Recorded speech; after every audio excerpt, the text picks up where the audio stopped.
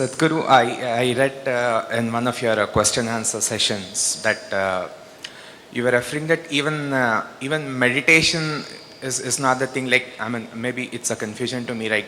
Buddha didn't meditate much, though his followers did. I mean, it's just a state of ecstasy which people get into. Is it that? Like, of course, I meditate and get the feeling of bliss and ecstasy, and it remains throughout the day. Is that enough for a spiritual journey? I'm a bit confused. It's enough incentive. It's only an incentive. Ecstasy is only an incentive. If it's painful, would you do it? No. So you feel blissful and ecstatic, that's only an incentive, that's not the goal. So Buddha was ecstatic? No, Buddha was never ecstatic. Did you ever see him dancing? He just sat like this. That's different. If I ask you to sit like that, would you sit? No. You need some incentive.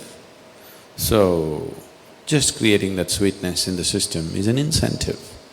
And above all, if you are feeling ecstatic within yourself, you become a better human being, isn't it? Aren't you? When you're very happy, aren't you a wonderful human being?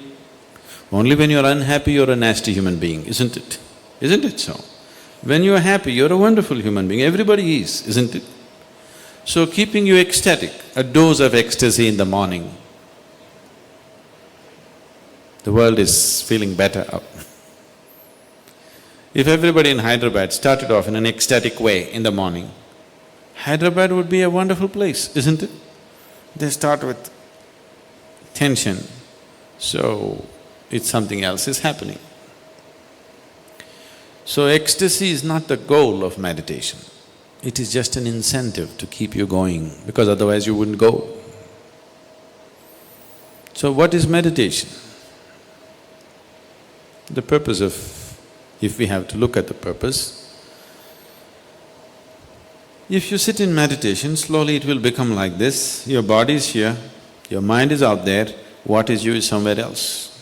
Once these three things are happening separately, once there is a space between you and the body, between you and the mind, this is the end of suffering. Once the fear of suffering is taken away, only then you will keep your instinct of self-preservation down, otherwise you won't keep it down. As long as the fear of suffering is there, you will not keep the instinct of self-preservation down. The only reason why you are naturally not spiritual is because you have empowered your instinct of self-preservation too much. All the time it is trying to make you like a bubble in the world, separate bubble, not willing to mix with anything. So unless you keep your instinct of self-preservation down, you will not become spiritual in any way. You will not know life as one happening. You will always be an individual, trapped. Have you noticed even in your general life, when you're very happy, you keep your guards down? Isn't it so? When you're unhappy, fully shielded. When you're happy, little down, isn't it? When you're very happy, it's all down. Have you noticed this? So this is the reason why you're willing to be happy only among certain people.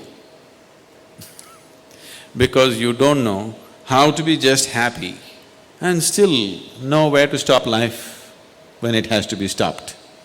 You're willing to be happy only with 5 people in your life because you think that is the only safe atmosphere where you can be happy, because you have always understood happiness as a certain vulnerability.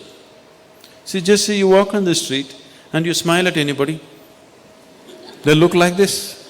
Why? What's their problem smiling back at you? What are they going to lose? They think if I smile, he may exploit me. How will he exploit you? If he comes to pick your pocket, you can stop him. If he smiles, even a pickpocket smiles at you, why can't you smile at him? What is the problem? Just try today and see, just go out and smile. People who look like this, they're surprised, somebody is making me vulnerable to life. They want to go on the street like rocks, they want to go home and become life. Doesn't work. After some time you become a rock there also. If you want to be life, you must practice it everywhere, isn't it? So, Meditation gives you that space between you and your body, between you and your mind. Whatever suffering human beings have known, it has either entered them through the body or through the mind. Do you know any other kind of suffering? There are only two kinds of suffering, isn't it? Once you have a distance from these two things, this is the end of suffering. Once the fear of suffering is taken away, only then you are willing to venture into other dimensions of life. Otherwise, no matter what I tell you, you are only looking for safety.